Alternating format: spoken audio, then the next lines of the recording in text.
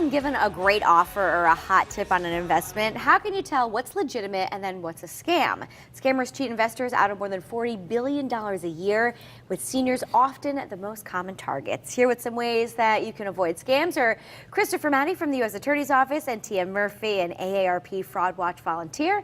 Thank you both so much for being here. Tia, I want to start with you. Why are seniors typically targeted? You know what? They have the most money. They're home during the day to take the phone calls from people who are trying to get them. That's true too, right? And they want to make sure that their money lasts as long as it possibly can. So anybody who's trying to entice them with some wonderful opportunity, they're all ears. And that's what happens. What are some of the warning signs that someone's being targeted? You know, if somebody's telling you this is the deal of the century, you know. Too good to be true, Too good to be right? true, it truly is. But the other thing is, you know, they'll just say, don't worry, we'll take care of everything. We'll do the paperwork later. You know, don't ask too many questions. You know, we'll get all the information for you later. Just give us your money now. Yeah, that's not so good, right? That's you want to be not so aware. good. A couple other signs.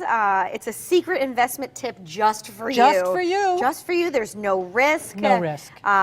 Just make your check out to me. Well, that's the big one. Seems like it would really work, and, right? and that's one of the things that really surprises me, that people will still fall for that. Sure. You don't. You make it out for the investment firm, always. But good rule to live by good there. rule to live by. Chris, let's bring into the conversation. What types of fraud are you seeing? What's common? Well, I mean, what we see a lot of are Ponzi schemes, where brokers or financial advisors are going to take money from one client and give it to somebody else, and all the while that client thinks they're invested in Facebook or Twitter or something else, and meanwhile their money's either going to another client or going to the pocket of their investment advisor or broker. And so those are the types of scams that we really try and target to protect investors. So coming from the Attorney General's office, what are some ways that people can protect themselves? Well, the first thing you want to do is make sure you know who you're dealing with. So who you're talking to, right? On the other end of the line, first of all? Research that person. There are resources for you to find out who the person is that you're dealing with, whether they've ever had any disciplinary proceedings against them,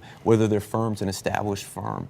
You don't want to submit to these high-pressure sales tactics that Tia was talking about. No need to make a decision on the phone at that very moment. Check your statements. Don't accept somebody's oral account to you of what your balance is. Make sure you get them in the mail or you can access them online. And most importantly, don't be isolated. Get a second opinion. Reach out to a family member or friend and run it by them, because sometimes what might seem like a great deal to you won't sound right to them. Probably don't panic either, because when you get those phone calls or you get a suspicious note in the mail, right? Double check everything. You always have time to double check. Better to check than to be sorry later. So what should somebody do if they suspect they are going to be the victim of fraud? I think the most important thing you can do is report it as early as possible. The sooner we find out about it, the more likely we'll be able to recover assets for you. If you wait, if you sit on it because you're embarrassed or humiliated, the less likely we're going to be able to recover those assets for you. So come forward and report it. Got it. And Tia, the AARP Fraud Watch Network is a great resource. How does that work? You know what? Anybody can sign up for it, so you don't have to be over 50. You don't? Okay. You don't. It's free.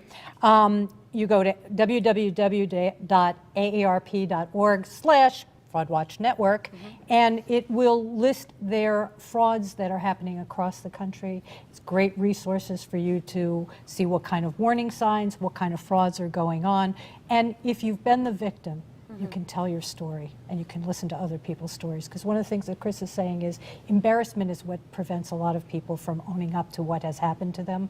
And the sooner you can let people know that you think you've been scammed, the sooner something can be done for you. Well, if you share your story, someone else might recognize it as well, like it's happening to them. And Absolutely. Get the message out Get that the way. message out, and more people who hear it, they're like, oh yeah, you know, I got that phone call. When I do these presentations, happens all the time. People are like, you know, I got that call from the IRS telling me that, you know, I owed the money, and I knew I didn't.